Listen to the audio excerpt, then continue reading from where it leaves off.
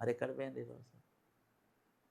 కాబట్టి ఇయాల్టికి నేను ఈరోజు ఇయాల latest subject ఇయాల్టికి BC Jyotirao Phule స్కూళ్ళల్లో ఫీజులు లేవు. మన జీతాలు లేవు వాళ్ళ గెస్ట్ టీచర్లకు. దాదాపు 2, 3 నెలలకే జీతాలు లేవు. మనం మాట్లాడినాం. ఇయాల కూడా మాట్లాడినాం వాళ్ళ కార్యదర్శి. వాళ్ళ జీతాలు లేవు. వాళ్ళు ఎట్లా బతుకుతారని ఇండ్ల ఫీజులు ఎట్లా కడతారు? ఎండాకాలం హాలిడేస్ ఇయ్యరు. కడుపు రగులుతది. అవును. వాళ్ళు ఏం చెప్పి నాకు ఫోన్ చేసి, "అన్న మేము ఇల్లు కిరాయి కట్టుకుంటలేము. కూరగాయలు కొనలేకపోతున్నాం. పిల్లలను హాస్పిటల్ తీసుకపోలేక జనవరి, జూన్‌లో స్కూల్‌లో వచ్చే నెలల. ఒక్క రూపాయి లేదు. 3 నెలలకెళ్ళి మాకు జీతాలు లేవంటే ఎర్ర టెండర్‌ల మండే ఎట్లుంటే కడుపు ఎటువంటి మాటలు వస్తాయి మనకు? అటువంటి మాటలు నాకు అక్కడొచ్చినాయి. ఓవరాల్‌గా ఇదంతా చూస్తే ఇండ్ల అందరం కలిసి టోటల్‌గా మేమందరం కలిసి సరే ఆయన తరపున మాట్లాడినా గానీ, ఒక సబ్జెక్ట్ డైవర్ట్ చేయనీకి పెడుతున్నానే దాన్ని మేము గుర్తించలేకపోయినాం. ఆ! ఇదంతా ఇది ఇదంతా జరిగింది గదా! ప్రెస్ క్లబ్‌లో నేను మాట్లాడినా గదా! మా అందరికి మాట్లాడాను గదా! ఇయాల మా వీడియోలు మొత్తం తీసి పడేసిండ్రు. హ్మ్. సైబర్ క్రైమ్‌కెళ్ళి ఏదో జిల్లాకెళ్ళొచ్చిందంట.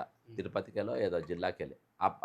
అన్నమయ్య జిల్లాకెళ్ళి క్రైమ్ బ్రాంచ్‌కెళ్ళొచ్చిందంట. ఈ వీడియోలు మొత్తం తీసేయని ట్విట్టరోనికి, గిట్టరోనికి, యూట్యూబోళ్ళకి మొత్తం పెట్టింది. ఇయాలనో రేపో మొత్తం ఎగిరిపోతాయి. అంటే ఇక్కడ 2 దిక్కులు జరిగింది. ఒకటి బండి సంజయ్ గారి సబ్జెక్ట్ అంతా ఎళ్ళిపోవడానికి పవన్ కళ్యాణ్ గారు ముందుకొచ్చిండు. ఇయాల బండి సంజయ్ గారు మేము అక్కడ కొట్లాడుతుంటే మా మీద కేసులేసి వీడియోలు మొత్తం లేపేసిండు. మేము ఆడ పంచాయతీ పెట్టుకుంటే ఇయాల ఆయనకెళ్ళి ఇదైపోయింది. మొత్తానికి 2 కూడా డైవర్షన్. ఈ 2 డైవర్ట్ చేయనీకి ఆయన ఇంకో రాగం ఎత్తుకుండు తెలంగాణ ముఖ్యమంత్రి గారు. ఎన్‌డీఏ ముఖ్యమంత్రి, కాంగ్రెస్ ముఖ్యమంత్రి గారు. ఎన్‌డీఏ ముఖ్యమంత్రి అంటే వీళ్ళంతా ఒకటే కదా! బండి సంజయ్ ఒకటే, రేవంత్ రెడ్డి ఒకటే, వాళ్ళొకటే. వీళ్ళందరూ ఒకటే. నేను ఖచ్చితమైన ఆధారంతోని బ్రదర్, ఖచ్చితమైన ఆధారంతోని రేవంత్ రెడ్డి గారి ఇంటి దగ్గరికి పోయినా. ఇయాల మంగళిని కాపాడింది కూడా రేవంత్ రెడ్డే గుర్తుపెట్టుకోండి. మంగళిని కాపాడుతున్నది వీళ్ళే. ఇయాల మంగళి సబ్జెక్ట్ తీసుకొచ్చినోళ్ళు కూడా బయటకొచ్చిండ్రు. ఎవడో నాకు పేర్లు అవసరం లేదు. మంగళి సబ్జెక్ట్ తీసుకొచ్చినోళ్ళు కూడా సైడ్ అయిపోయిండ్రు. ఇయాల హైకోర్టు దగ్గర చర్చ. ఇయాల బాధితులను మొత్తం నాకు బాధితులు కాంటాక్ట్ లేరు. బాధితులు కాంటాక్ట్‌లో వచ్చిన రోజున దాని సినిమా వేరే చూపెడతా. అందులో ఎవరెవరు ఇన్ఫార్మ్ అయ్యిండ్రు. ఒక కేంద్ర మంత్రి, బీజేపీ కేంద్ర మంత్రి కూడా ఈరోజు ఫోన్‌లు చేసి, మీరు ఈ కేసు మూసేయండి, మాట్లాడొద్దని చెప్పేసి కేంద్రంలో ఉన్న మంత్రికెళ్ళొస్తుండ్రు. బండి సంజయ్ కాదు, ఇంకో కేంద్ర మంత్రి. అర్థమైందా? కాబట్టి వీళ్ళందరూ చేసి ఆళ్ళని కాపాడే ప్రయత్నాలు చేస్తుండ్రు. వీళ్ళంతమందిని గోసపుచ్చుకునే ప్రయత్నం చేస్తారు. అంటే ఒక సబ్జెక్ట్ ఒకడు డైవర్ట్ చేసుకుంటూ తిరుగుతా ఉండ్రు. వాళ్ళకి ఎక్కడ లాభం ఉంటదో, ఎక్కడ ఇది ఉంటదో ఆడనే దొరుకుతారు. కానీ మొత్తాన్ని మనం ఏం చేయాల్సిన అవసరం లేదు. ఇయాల తెలంగాణ భావోద్వేగాలు ఏ విధంగా రెచ్చిపోయినాయి అనేది నిన్న మనం చూసినాం. ఒరిజినల్‌గా తెలంగాణోళ్ళు కాలబెట్టుకోనికి రెడీగా ఉంటారు. కాలబెట్టుకోనికి చచ్చిపోతే ఏమన్నా చేయనీకి రెడీగా ఉంటారు తెలంగాణ. అది వాళ్ళకి ఓపిక ఉన్నంత సేపే. ఓపిక నశించిందంటే వేరే తిరుగుంటది. నా అంచనా ప్రకారం మరిదిశ ఉద్యమం మాత్రం ఖచ్చితంగా పోస్టు తెలంగాణ ఉద్యమం పక్కా జరుగుతది. నిన్నటికెళ్ళి. ఎప్పుడైతే పాషం యాదగిరి గారిని నాదైతే వదిలేసేయి. నా దగ్గర వదిలేసేయి. కానీ పాషం యాదగిరి లాంటి పెద్ద మనిషి పైన జరిగినటువంటి పద ప్రయోగం ఏదైతే ఉందో, ఆ పద ప్రయోగం ఇప్పుడు ఆళ్ళన్నీ చెప్పినయి అన్నీ వివరించగలుగుతా. ఎవరంటే ఏంది, ఏందేందని అన్నీ వివరించగలుగుతా. జరిగింది తెలంగాణ సమాజం జీర్ణించుకోలేకపోతుంది. దీనికి మాత్రం భారీ మూల్యమే ఉంటది. ఎవరైనా సరే. పాషం యాదగిరి గారి మీద మాట్లాంటి పదాలు ఏవైతే వాడిండ్రో అవి ఖచ్చితంగా చాలా పెద్ద ఎత్తున ఉంటది. నిన్న అది ఎక్కడ కూడా స్క్రిప్ట్ రైటింగ్ ఎక్కడ కూడా ఇది అని ఉండది. అర్థమైందా? ఎక్కడ ఉండదు. ఇయాల నాకు పొద్దుగాలకెళ్ళి ఇంకో ఫోనొచ్చింది. పాపము చిరంజీవి గారి ఈ ఇష్యూకు చిరంజీవి గారికి గాని, చిరంజీవి కొడుకు గాని ఏం సంబంధం లేదు. ఇయాల తెలంగాణ ఊర్లల్లో చర్చ ఏందంటే మనకు వాళ్ళకి మళ్ళా ఫైట్ మొదలైంది. ఈరోజు పెద్ద సినిమా ఏదో సినిమా రిలీజ్ అయితుందంట. ఆ సినిమాను బహిష్కరించాలి. ఆ సినిమా మనం చూడొద్దు. ఆ సినిమా మనం చూడొద్దు. మనోళ్ళని తిడుతుండ్రు. మన పాషం యాదగిరి అని తిట్టిండ్రు. అర్థమైందా? పాషం యాదగిరి కింద గ్రౌండ్ రూట్ వరకు తెలుసు. ఇయాల ఆ చర్చ చాలా స్ట్రాంగ్‌గా ఒక సెంటిమెంటల్‌గా ఈరోజు పోయింది. రేపు ఇది ఎఫెక్ట్ ఎక్కడి దాకా పోతుందో చూడు. అంటే ఇయాల వాళ్ళు 4 మాటలు మాట్లాడిపోయిండ్రు. అర్థమైందా? 4 మాటలు. పవన్‌ని మనం తెలంగాణలోకొస్తే ఆపలేము. పవన్ ఒక తుఫాను అని చెప్తున్నటువంటి పరిస్థితి ఉంది. ఇక తుఫాన్ మనకు తుఫాన్. నేను చెప్పిన వాస్తవాలు ఇవి. పవన్‌ను ఇప్పుడు రాకుంటే ఎవరు ఆపుతారు, ఎవరు చేస్తారు ఏందనేది కాలం నిర్ణయిస్తది. కాలం నిర్ణయిస్తది. తెలంగాణ అనేది ఇయాల ఒకడు పోయి అక్కడ తెలంగాణ దానికి అసలు అర్థమే లేదని చెప్పిండు. అవును.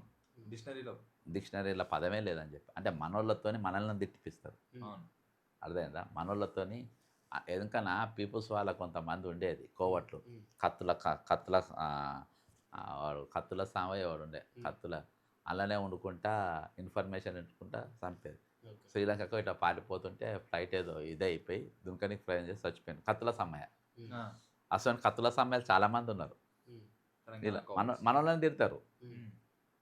ఇప్పుడు ప్రొఫెసర్ నాగేశ్వర ఎవరబ్బా నా కోసం ఎప్పుడన్నా మాట్లాడినా ఉమ్. నా తరపున ఎప్పుడన్నా మాట్లాడినా ఉమ్. ఆయన వ్యాపారం ఏదో ఆయన చేసుకుంటుండు. ఉమ్. అర్థమైందా? ఆయన బిజినెస్ చేసుకుంటుండు. అవన్నీ ఆయనకు రాబడి వస్తాయి కదా, వ్యాపారం చేసుకుంటూ లేదా ఆయన మాట్లాడుతుండు. ఉమ్. ఆమె తులసక్క చెప్పేదాకా తెలియదు నెలకు 10 లక్షలు ఏమో సంపాదిస్తుంది. అవును. కాబట్టి ఆయన బిజినెస్ చేసుకుంటాడు. ఆయన చేసుకుంటే నాకు సంబంధం అని. కానీ నా ప్రాంతవాసిని అన్నారు కాబట్టి నేను వచ్చిన. నా ప్రాంతవాసిని ఎవరో అన్నారు కాబట్టి వాళ్ళ దగ్గరకు వచ్చిన. నేను నా ప్రాంతవాసిని వేరొకడు అన్నాడు కాబట్టి వానననికి నేను బయటకు వచ్చినప్పుడు నా ప్రాంతవాసి నా మీద దాడి చేస్తాడు. ఓకే. ఇప్పుడు అర్థమైందా? అర్థమైంది. వేరే ప్రాంతవాసి నా ప్రాంతంలో ఉన్న మేధావి మీద దాడి చేస్తుండు. ఉమ్. నేను ఆ వేరే ప్రాంతం వాసి నా మేధావి మీద దాడి చేస్తాం, వాళ్ళ మీద మేము దాడి చేయనీకి పోయినాం. పోతే నా పక్కన ఉన్నోడే నన్ను పొడుస్తుండు. మన రాష్ట్ర ప్రభుత్వమే మన గొంతుకు నొక్కే నా ప్రయత్నం. వాళ్ళు ఎవరు అనుకుంటున్నావు? వీళ్ళు బ్రిటిష్ అప్పుడు ఉండే, ఆ, వీళ్ళు పీపుల్స్ వార్లు ఉండే. ఉమ్. అర్థమైందా? ఉమ్. వీళ్ళు తెలంగాణ ఉద్యమంలో ఉండే. ఉమ్. అర్థమైందా? ఉమ్. వీళ్ళు వాళ్ళ మెప్పు కోసము ఆ, వాళ్ళకి తెలుసు వీళ్ళని వాడుకోవాలని. ఉమ్. మళ్ళీ వీళ్ళందరూ ఎక్కువ శాతం ఎస్సీ ఎస్టీ బీసీలే ఉంటారు. ఉమ్. వేరే కులాలు ఏముండయి, అవును. ఓకే. ఎక్కువ వాళ్ళే ఉంటారు. అందరు BCS. ఏముంటే కడుపుంటే బిర్యానీ పెడితే ఏమనంటే వాళ్ళని తిడతారు. ఉమ్. ఆ బ్యాచ్ తర్వాత కొంచెం దొరుకుతుంటే కొన్ని విషయాలు నాకు తెలుస్తుంది. ఇదివరకు మొన్ననే పోయి పోలీస్ స్టేషన్ లేదా ఇష్యూ అయింది అది ఇది. ఉమ్. ఉమ్. సరే ఏదున్నా కానీ సమాజం చూసుకుంటా అంటే వీళ్ళు కొత్త కాదన్నట్టు, వీళ్ళు తిట్టేటోళ్ళు కానీ అనేటోళ్ళు కానీ కొత్త ఏం కాదు. ఆ, వీళ్ళు ఎప్పుడూ ఉంటారు, ఆనాడు ఉన్నారు, ఈనాడు ఉన్నారు. ఉమ్. ఏదేమటప్పటికీ మొత్తానికి ఇవాళ ఈ ఎపిసోడ్ ఆయన ఎపిసోడ్ వచ్చింది ఓన్లీ బికాజ్ ఆఫ్ ఈ డైవర్షన్. అని ఇంకా తెలంగాణలో ఆంధ్ర విగ్రహాలు వెలుస్తూ ఉన్నాయి. వద్దు అసలు తెలంగాణలో ఆంధ్ర విగ్రహాలు పెట్టొద్దని చెప్పి మీ పోరాటాలు చేసినా కూడా డైరెక్ట్ అమీర్పేట్ నడి ఒడ్డున కూడా మళ్ళీ ఒక విగ్రహం వెలిసింది. దీనికి సంబంధించి ఎన్టీఆర్ మైత్రివనం దగ్గరలోనే పెట్టడమే కాదు, దీనికి పేరు కూడా పెట్టబోతున్నారు హైదరాబాద్కి అని చెప్పేసి కూడా కొంచెం వార్తలు వినిపిస్తాం. అసలు ఏం జరగబోతుంది తెలంగాణలో? నేను అనుకుంటా ఏదో ఒక యూనివర్సిటీలో 28వ తారీఖు రోజు ఉమ్. సూరవరం ప్రతాప్ రెడ్డి గారి విగ్రహావిష్కరణకు రమ్మని చెప్పి బాచ్పల్లిలో ఉమ్. ఉమ్. రమ్మని చెప్పి అక్కడ ఒక యూనివర్సిటీ వైస్ ఛాన్సలర్ గారు వచ్చి ఆ, మన ముఖ్యమంత్రి గారిని ఇన్వైట్ చేశారు. ఉమ్. ఎవరిని? రేవంత్ రెడ్డి గారిని. ఓకే. రేవంత్ రెడ్డి గారిని రమ్మని చెప్పారు. ఆ, రేవంత్ రెడ్డి గారు సూరవరం ప్రతాప్ రెడ్డి గారి దగ్గరికి, ఆ, సూరవరం ప్రతాప్ రెడ్డి రెడ్డి. రెడ్డి గారి దగ్గరికి. ఉమ్. ఆయన Suravaram Pratap Reddy is a well known person, పెద్ద స్టార్ వార్, ఉమ్. చాలా పెద్ద యోధుడు, చాలా పెద్ద తెలంగాణకు త్యాగం చేసినటువంటి ఒక మహాపురుషుడు, మహనీయుడు. ఉమ్. నేను ఇవాళ దాకా ఆయన స్టాచ్యూ దగ్గర కూడా నేను పోదాం అనుకున్నాను. ఉమ్. దానికి పోలే. ఉమ్, ఉమ్. రేవంత్ రెడ్డి గారు దానికి పోలే. ఉమ్. స్వర్గీయ నందమూరి తారక రామారావు దగ్గర పోయాను. నేను ఒక వీడియో పంపిస్తాను. నేను ఒక చిన్న డాక్యుమెంటరీ చేసిన, మీరు అది చూడాలి. ఓకే. వైస్రాయ్ హోటల్ దగ్గర ఉమ్. ఆ, ఎన్టీ రామారావు గారు జీబ్లో వచ్చినప్పుడు ఎన్టీఆర్ లెక్క బతకాలన్నారు కదా తుమ్మల నాగేశ్వరరావు. ఉమ్. మొట్టమొదటి చెప్పు తుమ్మల నాగేశ్వరరావుది ఎన్టీ రామారావు మీద పడ్డది. ఉమ్. ఓకే. నేను ఆ వీడియో ఖచ్చితంగా మీరు పైన సైడ్ ప్లే చేయండి, నేను పంపిస్తాను. 12 నిమిషాల వీడియో. ఫస్ట్ చెప్పు తుమ్మల నాగేశ్వరరావు పడ్డది, ఎన్టీఆర్. ఉమ్. ఎన్టీ రామారావు. ఆ జీప్లు ఎవరెవరు ఉండే? ఎన్టీ రామారావు ఉండే, పక్కన లక్ష్మీపార్వతి ఉండే, ఉమ్. పరిటాల రవి ఉండే, ఉమ్. పరిటాల రవి పక్కన దేవినేని నెహ్రూ ఉండే, గాలి ముద్దు కృష్ణ, మోత్కుపల్లి నరసింహులన్న ఉండే. అడుగు చెప్తాడు. ఓకే. ఓకే. మోత్కుపల్లి నరసింహులన్న వీళ్ళందరూ ఉండే ఆ జీప్లో. ఉమ్. అక్కడికి వెళ్ళి డైరెక్ట్ మొట్టమొదటి చెప్పి ఇసిరేపించింది ఎవరు? ఒక చంద్రబాబు నాయుడు కాదు, ఉమ్.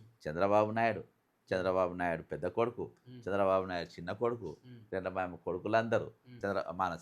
ఎన్టీ రామారావు కొడుకులందరూ, ఉమ్. ఎన్టీ రామారావు బిడ్డలందరూ, ఉమ్. ఎన్టీ రామారావు కోడన్లందరూ, ఉమ్. ఎన్టీ రామారావు అల్లుళ్ళందరూ ఉమ్. అందరు కలిసి చెప్పులు ఎవరి మీద వేయించారు? ఎన్టీఆర్. ఎన్టీఆర్. స్వర్గీయ ఎన్టీ రామారావు గారి మీద వేయించారు. ఉమ్. స్వర్గీయ పొద్దుగాలకి వెళ్ళి అది ట్విట్టర్లో ఆ డాక్యుమెంట్ ట్విట్టర్లో పెట్టిన ఉమ్. భయంకరంగా పోతుంది. ఉమ్. వాళ్ళు ఏం చేయాలో తిడుతున్నారు. అరే నేను గొప్పగా చెప్పిన, ఆ, ఉమ్.